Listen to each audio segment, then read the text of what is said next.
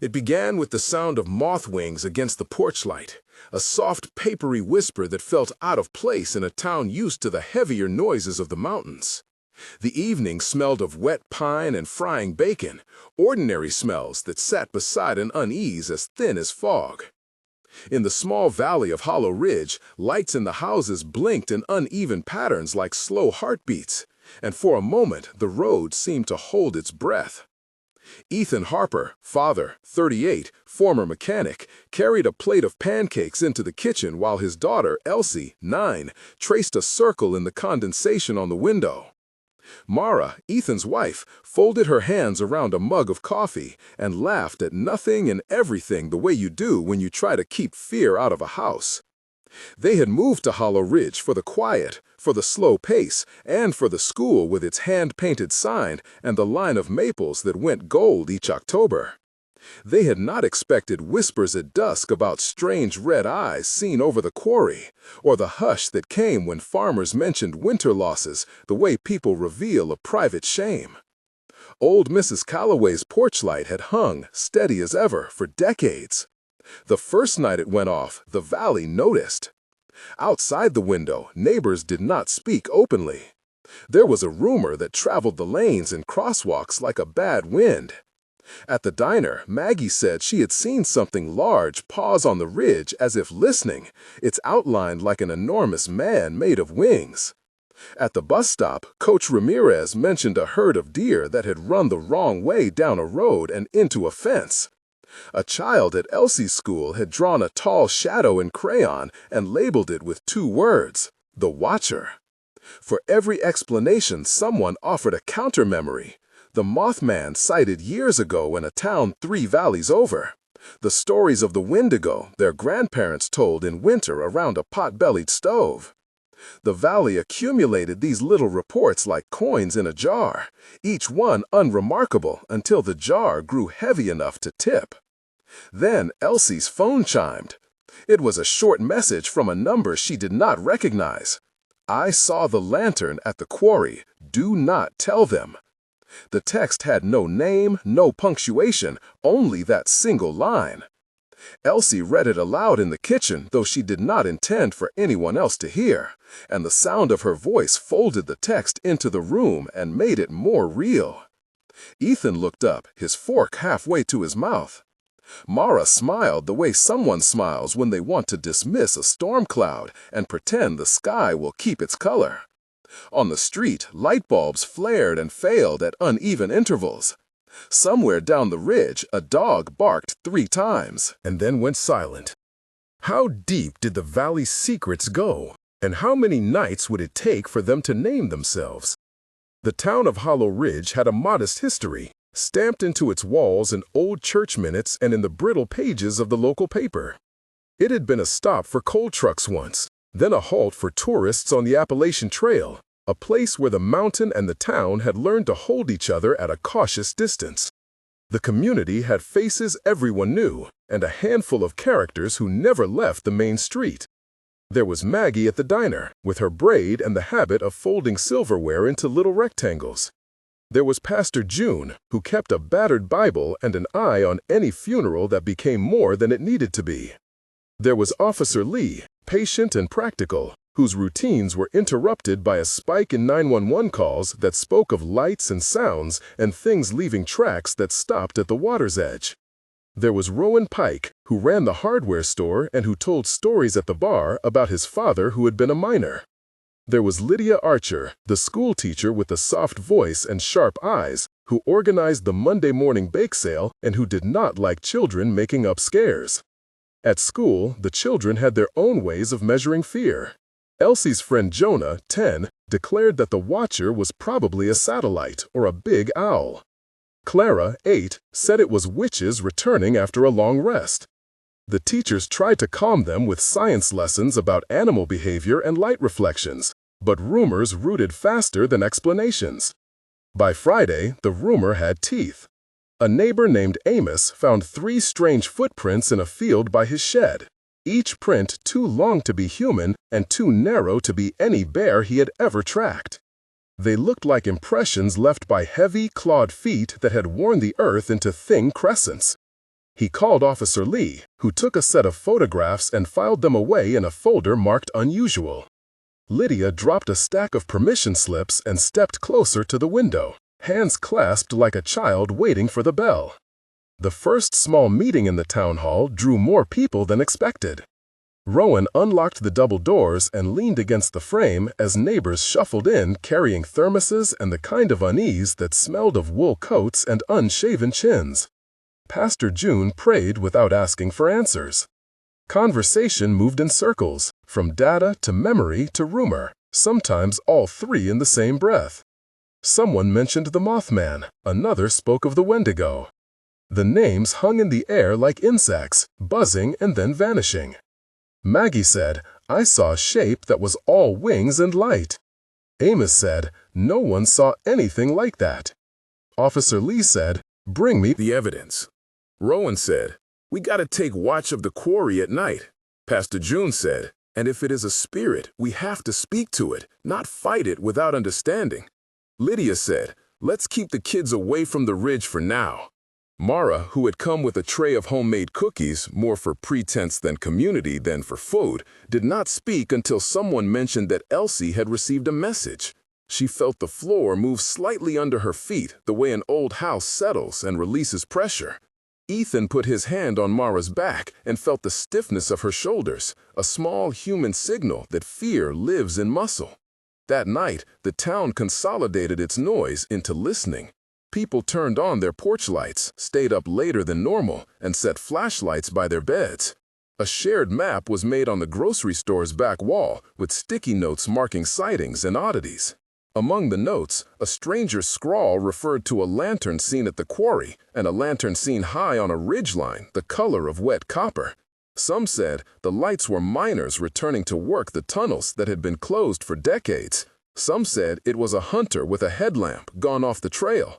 Others said it was the Watcher come for reasons that had nothing to do with the living.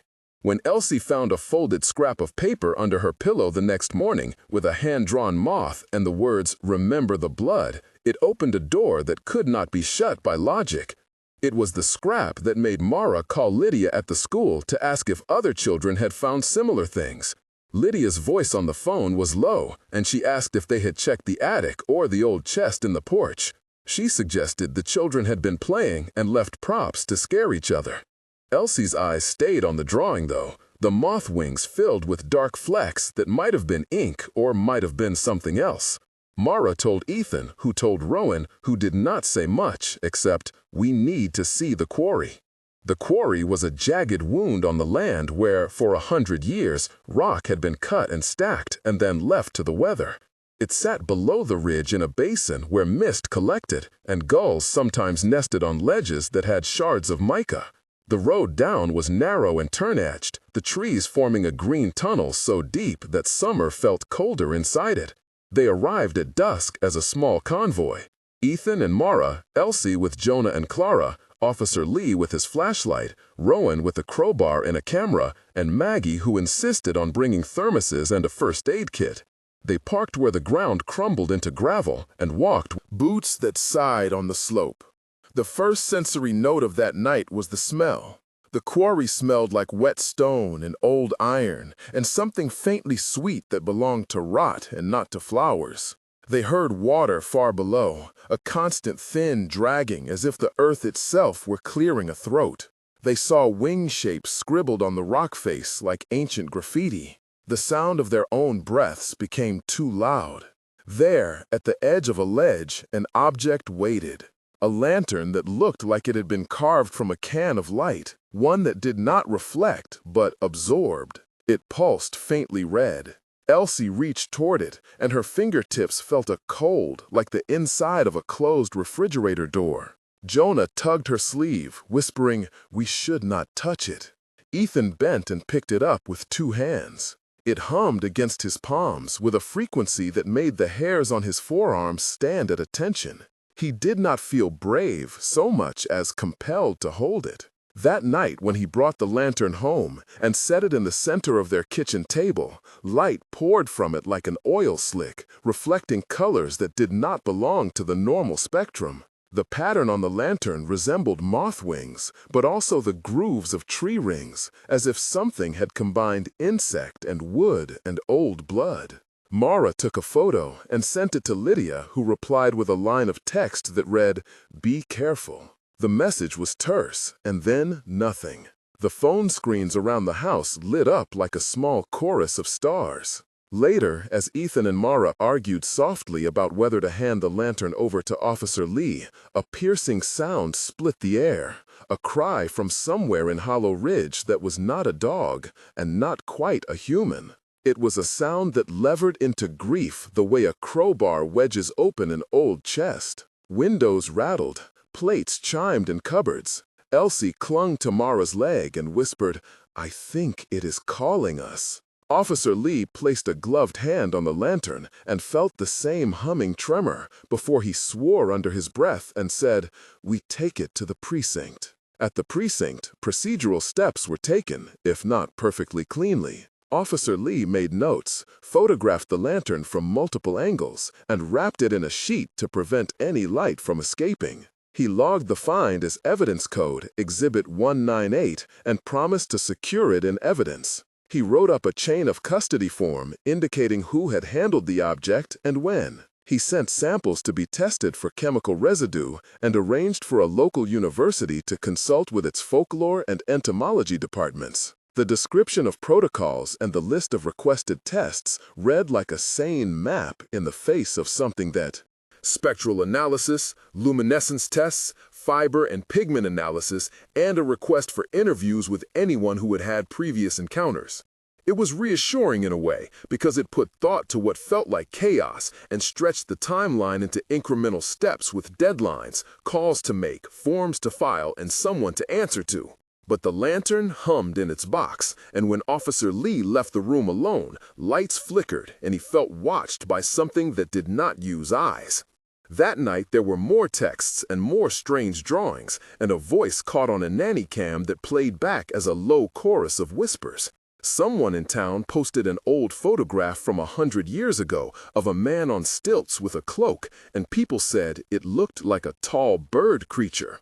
Rowan found letters in the attic of the hardware store, folded documents that spoke of a pact in the winter of 1912 when the valley had bought a rail line and the mountain had answered with a harvest of misfortune. The more they uncovered, the more the history threaded itself into present time. Backstory of Ethan Harper followed the valley's pattern and diverged from it too. He had grown up in a town like Hollow Ridge, but westbound, where the river cut through flats, and his father taught him to fix engines before he taught him to read. Ethan had never been the kind of man to believe in ghosts because he spent his early life with grease on his fingers and facts in his head. When his wife Mara got sick 3 years before they moved, the doctors were practical, and so was Ethan, until the practical proved to be insufficient. He learned to sit with uncertainty, to hold his hand still when a loved one trembled. The loss of their first child in a miscarriage had morphed into a quiet grief that folded into routine rather than announcing itself with noise. He had once worked nights and known the sound of townships sleeping. He had promised Mara a quiet life in the mountains so that they could try again to build joy into small mornings. The mountains had been chosen because they sounded like a fortress and because the school had a good aftercare program. He carried in his chest the memory of the hospital corridor lights and the weight of not being able to fix everything. That weight shaped decisions, and it informed the way he now moved through a valley that refused to be only sleepy. Mara's background was another set of paragraphs. She had been born in a city with worn sidewalks and a childhood spent learning to navigate crowds rather than woods. She had earned an undergraduate degree in literature and collected folk tales like small treasured objects. When Ethan had told her about Hollow Ridge, she had loved the idea of quiet stories and had believed that move would give them a reset. She still carried the curated calm of former life, a habit of cataloging things in her head.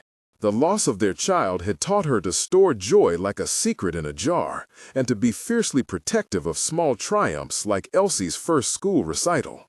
It had also made her susceptible to things that promised a way to keep more memories intact, which was why the cryptic notes and the old lore of the valley made her skin tighten in a way that felt both like fear and like hope.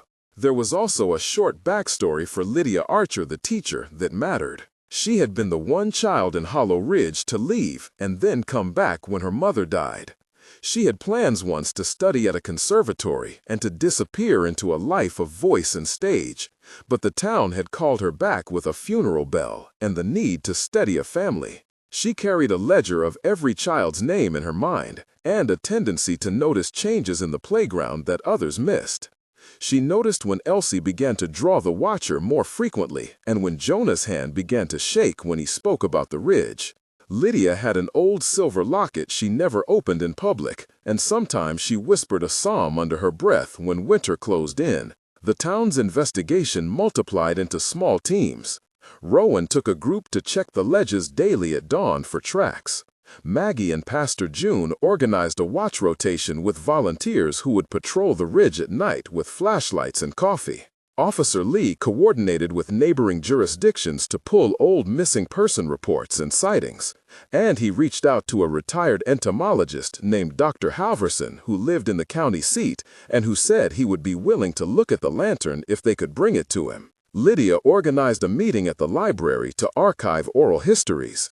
Names became acts. Mrs. Calloway mended coats at a marathon of needlework to raise funds for new porch lights.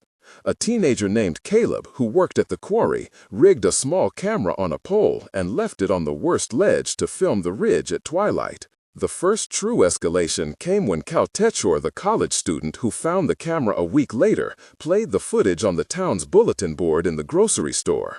The video showed a tall silhouette stepping from behind a boulder, its shoulders broad and its head small in comparison to its wings. For a moment, the silhouette tilted as if listening, and then it unfurled a pair of wings that blurred the frame and created a rippled distortion across the screen. The sound on the recording was a high frequency that crawled under the skin, and everyone who watched it felt the back of their necks tighten. Jonah turned green and ran into the cold air, and Elsie followed him, refusing to be left alone with the footage. Rowan put down his coffee cup slowly so no one would notice how his hand shook. This was the first moment where sight made rumor into an object. At the grocery store, someone whispered Wendigo under their breath and others recoiled. Pastor June said, "Whatever it is, we must not feed it with fear." But how do you starve something that feeds on absence and memory? Who in Hollow Ridge could claim that they had not been missing a piece of their life, that grief had not left a hollow where something else might find purchase? The descent into the old mill basement was literal and symbolic. The mill had been closed since a flood 10 years prior. Its stairs were wooden and complaint with old rot. Ethan led the way with a lantern, his boots clunking on the steps in a rhythm that sounded like a slow speech. The air in the basement smelled of mold and paper and something older like a stale perfume. There was a sound there that was almost a voice, but not quite, like a chorus of throat clearings. On the concrete floor lay photographs scattered as if dropped by a hurried hand. They were black and white, images of the town at its founding, and in the margin someone had scribbled names that matched those in current use. Elsie found a photograph of a boy who was shaped like the Watcher in the camera footage, a child with an owl face that had been painted on for a festival.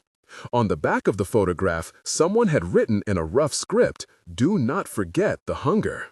That basement was where the town's story shifted from investigation to confrontation. Voices rose and fell as the group argued about whether they should try to communicate with whatever the Watcher was or to drive it away. Lydia suggested leaving an offering of things that were meaningful but that cost nothing, a common folk tactic for placating spirits. Rowan scoffed and suggested more modern methods like floodlights and motion sensors. Pastor June began to chant softly, and the words seemed to settle the air into a shape. Jonah knelt and placed his hand over an indentation in the floor that had a pressed ring like a footprint. He said in a small voice, "It feels like cold rain." The air grew colder. The lights dimmed, even though the bulbs were on. Someone swore loudly, and the echo moved like an answer. At the mill, a sacrifice of memory was asked and partially given. Elsie had kept a small stuffed rabbit from infancy, ragged and faded and smell like old laundry. The rabbit was her thing of memory continuity, the object that told her who she was on nights when big things felt too large. Lydia suggested that maybe, if they left the rabbit and a scrap of Elsie's handwriting, they could bargain with an entity that had a cost for attention. Ethan felt the sacrifice like an incision. He wanted to keep his daughter's artifact safe and knew in the marrow that the world sometimes made demands he could not meet. He handed the rabbit to Elsie and told her to place it carefully among the photographs. She did, and for a second the basement smelled like warm milk and soap and a lullaby. The watcher had not made itself visible, but the sound of wings brushed the rafters like a sigh. The first peak of direct confrontation happened on a rain-heavy night when more than one household reported a scream that echoed down the valley. It hit like a physical strike. Lights went out in 3 houses simultaneously. Annie Phelps, from the end of the road, ran to Pastor June's porch crying that someone in her home had woken and not been the same, that her husband had been talking about things he had never known, and that her son had forgotten his own name for a moment. Officer Lee organized a sweep where volunteers checked every house and every child. The town was lit by 1,000 phone lights as if a new constellation had appeared over Hollow Ridge. In the center of all this, Ethan found Mara sitting at the kitchen table with tears drying on her face. She could not name the memory that had left her, only that a shape of something once remembered had thinned like a candle flame and finally gone. This loss was not physical so much as it was abrasion upon interior life. The watcher's whispers had taken the edges off recollection in homes across the valley, leaving residents with names that no longer fit and faces that seemed slightly out of focus. Another tense moment occurred in the woods behind the school, where a group of volunteers led by Rowan caught hearing voices that echoed like children playing in a different direction. The sound was a chorus of half-remembered lullabies. They discovered a ring of stones, and at its center a shallow bowl filled with clear water that reflected a sky that was not theirs. Jonah leaned over, his reflection showing an older face for an instant, and he flinched as if someone had brushed his hair. The water tasted metallic and left an aftertaste of powdered chalk. They left offerings of sugar and bread and wrote notes that said, "Remember me." Inside those notes, the letters shifted for some readers, changing the word remember into a command. These small obsessions began to be the town's new calendar. Midway through the story, as the townspeople deliberated and strapped themselves with flashlights and strange resolves, here is a small request to you who watch this. If this part has already made your heart quicken and your curiosity pull at the corners of your mind, you are not alone. This story divides those who believe in the old ways and those who prefer charts and tests. Tell us in the comments whether you think Hollow Ridge is facing a known creature from folklore, a natural phenomenon, or something that eats pieces of memory. Start your answer with "I believe in" so we can see the patterns in what the community thinks. And simple comments may be highlighted in forthcoming episodes. Your voice matters because these narratives are made richer by the many ways people interpret fear. Investigation deepened into procedure and expertise. Dr. Halverson came with a rented van of equipment and a calm that seemed measured and scientific. He described to Officer Lee the steps he would take to analyze the lantern in the prints. He would run spectral analysis to determine whether the light emission contained organic compounds consistent with bioluminescence or metallic lumens. He would examine the pigments under polarized light to see whether they were man-made dyes or mineral deposits. He would extract fibers and run them through a mass spectrometer to check for hormones or environmental contaminants. Standard timelines included 3 to 5 business days for primary results and longer if culturing or isotopic testing was necessary. He also cautioned that folklore plays tricks on data and that sometimes the numbers are clean while the people are not. The procedural accounting comforted some and irritated others who felt that watching a spreadsheet of tests was not an answer to the thing in the dark. There were 4 critical surges of terror that the town marked in the weeks that followed. Each of these moments became story points that townspeople would repeat like weather reports. First was the recorded scream across multiple houses that I described earlier. It left people with a sense of galvanized fear and immediate action. The second was the appearance of tracks around the school gym, where long imprints traced in mud formed a ring, and within it a thin smudge that looked like smeared chalk, and the words "please" on the floor, as if scratched by a child asking for something in the dark. That discovery prompted a school closed for 2 days and a community meeting where children were counseled through their nightmares. The third moment was a descent that was truly a confrontation. The town organized a small team to dare the old pigeonhole caves by the western ridge, where a hollow had formed and where lightning had once struck, leaving a section of blackened stone. They entered with helmets, ropes, lights, and a steady breath. Inside, the air was layered with cold and a smell like copper and dried leaves. They found a shallow pit with talc-like dust and something that shimmered like insect wings caught on a branch. Jonah touched it and lost a memory for a breath long enough to forget his mother's hair color. The group had to stop and anchor him with a photograph until his mind stitched the memory back together. The cost was immediate and raw. They left some offerings and retreated. The fourth was irrevocable, a moment that changed the town's calendar. On a day of heavy fog, a child named Sam found his own reflection in a puddle at the edge of the river. But the face in the puddle winked at him with eyes that were not his and spoke a name that was old and wrong. Sam forgot the name of his sibling. He returned home and could not recall how to tie his shoes. His parents watched in horror as ordinary tasks became barriers. The town began to hold memory vigils where they said out loud who they were in the hope that naming would secure them.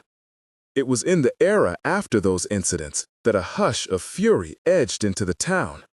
People grew less patient. They grew desperate in the way sick people rush into remedies.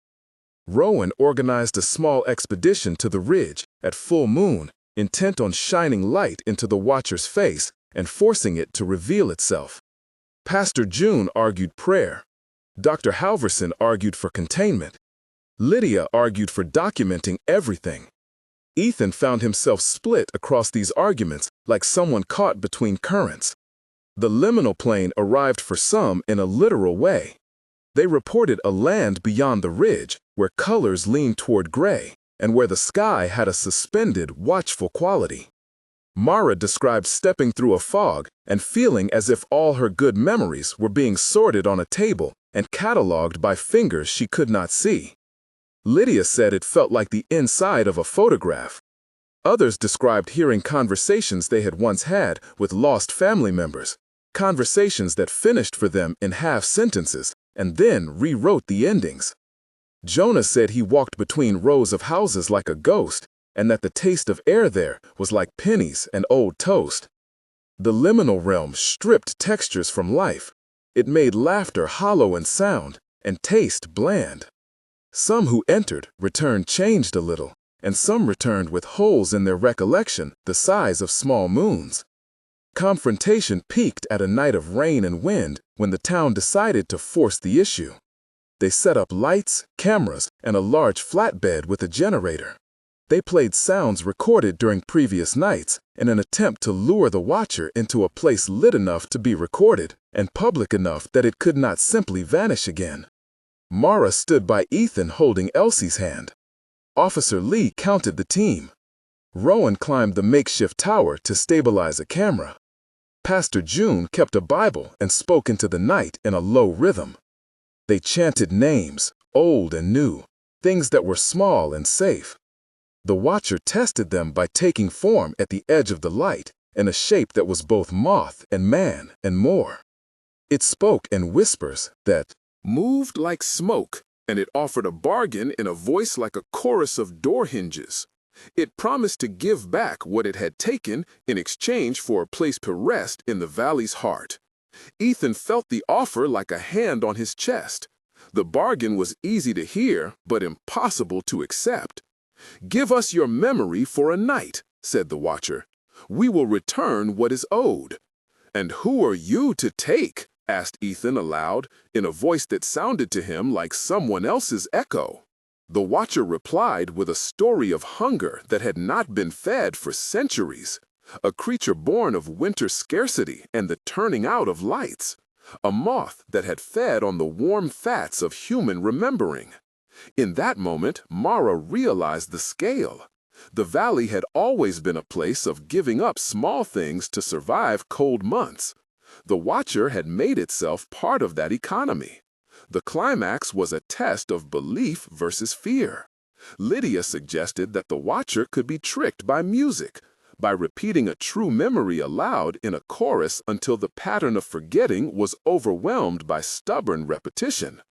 Dr. Halverson argued for a methodical exposure to recorded voices as a way to anchor memory with external stimuli.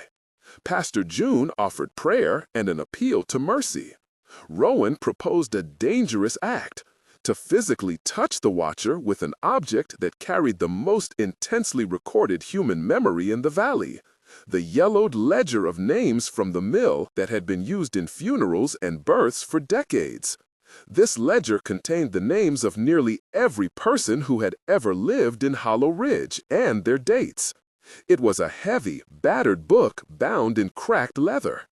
To lay it near the Watcher was to offer a catalog of life and thus to tempt the creature to return what it took. Ethan volunteered. He would carry the ledger to the light despite his fear. The town chose 5 to accompany him: Mara, Lydia, Officer Lee, Rowan, and Pastor June. They took the ledger in a procession to the center of the field where a ring of light had been built. Jonah and Elsie watched from the side with the kind of tension reserved for ritual. The chant began softly, the town's voices weaving a net.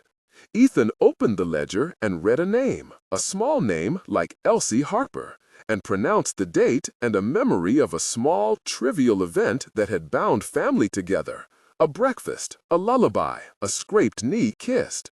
The Watcher answered each name with a wing beat that seemed to absorb sound. It reached toward the book, and for a moment the world narrowed down to the ledger and the sound of breath. Ethan felt his own memory pull slack. In the end, there was a cost. The ledger did not return all that had been taken. Some memories floated like feathers and could not be recaptured. Elsie regained most of her childhood recollections, but a few events remained blank, as if a page had been physically cut from her life. Jonah carried an ache where a summer afternoon should have been. Mara woke certain that there had been a second child she had once named and could not find that child in her mind, even though she could tell exactly how the child's thumb had fit into her palm. The town paid with small pieces of their private past, and it was not enough to satiate the Watcher. But within the giving, there was also something like a truce. The Watcher took and gave up, and in the exchange, it allowed the gears of daily life to turn again. People cooked, went to work, and mended porch lights. The resolution was partial, and the valley began to stitch itself back with different threads. Dr. Halverson brought test results that showed the lantern's luminescence was unusual but chemically consistent with a class of bioluminescence not known in the region. The prints remained an enigma. Officer Lee filed his report with thoroughness and an unsettling note that the case did not fit conventional categories. Rowan recorded a transcript of town meetings that read like a combination of minutes and exorcism notes. Lydia started a memory club at the library where residents read aloud their own stories and wrote them down for safekeeping. Maggie organized a lullaby night, and Pastor June read from a book of Psalms with a steady, churchly cadence. The epilogue unfolded in 3 temporal measures. 1 month later, Hollow Ridge had reclaimed a measure of normalcy, but with an odd overlay. The porch lights were brighter and more numerous. People installed motion-activated lamps and added small altars of simple things by their doorsteps: a photograph, a toy, a note pinned to a nail. The town had formed a rota to watch the ridge nights each week and to document the quiet anomalies. Children who had once run aimless across the park now moved in small, supervised packs. The grocery store's bulletin board was full of remembered things people had written down to prove their presence. A vigil committee had been formed in the name of memory preservation, and it met weekly in the library to cross-reference names and dates. There was talk, quietly held between cups of coffee, of a foundation to fund memory archiving for towns and mountain regions where histories had a way of being swallowed by weather. The ledger was kept guarded at the church in a sealed box. People sleep a little more, but wake listening for the sound of wings at the margin of their hearing. 3 months on, the valley had institutionalized some responses.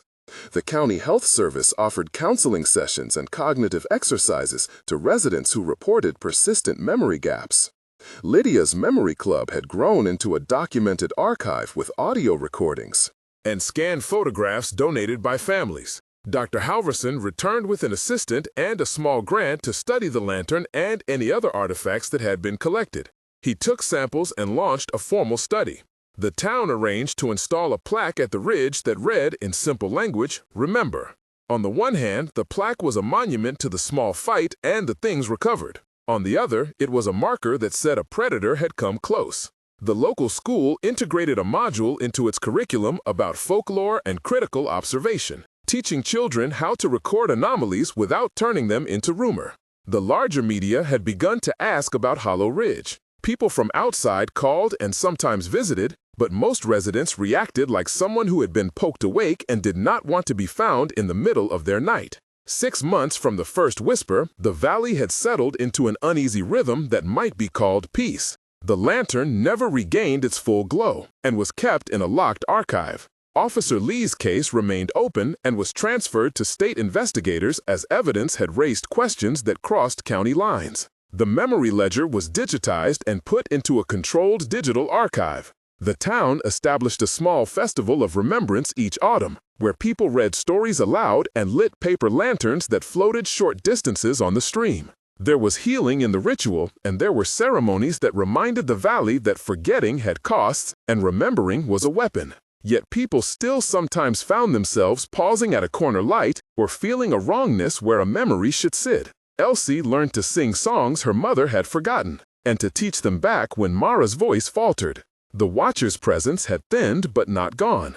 The ledger had been opened only once since the events, and the town kept a watchful catalog of small details that might otherwise be lost. Hollow Ridge changed in subtle ways. The hardware store began to sell more batteries. The diner shifted its hours and added a late-night coffee. Pastor June created a meditation circle for parents who could not sleep. Rowan gave a talk at the county hall about community resilience. Mrs. Calloway moved in with her daughter for better company and stopped sweeping the porch at dawn. The valley's children grew more vigilant. The mountain itself seemed to breathe a little more carefully. There was a final ambiguous promise embedded in the town's actions. They had not defeated whatever had come from the ridge, but they had negotiated with it. Their negotiation involved giving some things up and keeping others with new rigor. They learned that stories could be a defense, and that towns could keep a ledger not just of buildings and births, but of memory as a public good. They formed a volunteer group that trained in night's watches and in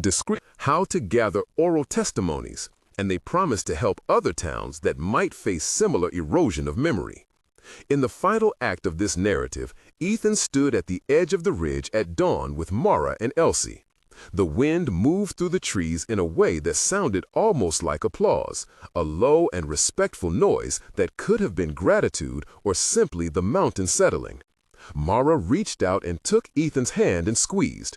She could not remember everything she had once lost, but she had learned how to hold what was left with a fiercer and more deliberate care. Elsie threw a pebble into the stream and watched the circle move outward until it vanished. They had made peace with certain things and unresolved with others. There was a ledger of names and a plaque that read, "Remember," And there was a small jar at the diner where people left coins for the memory fund. If this story moved you, if it touched that place where you store small fears and bigger curiosities, please write in the comments what you would do if your town began to lose pieces of itself. Would you light a lantern, set a watch, hand over a ledger, or sing a song until the thing in the dark forgot to eat you? Share your thoughts and start your comment with "I believe in" so we can build a map of what the community would choose. If you want more stories like this, consider joining the channel's community to help gather more archives and witness accounts, because the Valley taught one thing very clearly: darkness thrives when memory fades. The lights over Hollow Ridge still blink on some nights in uneven patterns. Sometimes, when the wind is right and the trees whisper in old keys, people hear the soft, papery sound of wings against a distant light, and remember to press their own palms to the names written on a page, and to say aloud the small facts that anchor them to one another. Under the light, the word "remember" is both a defense and a prayer. Under the light, promises old and new continue to murmur.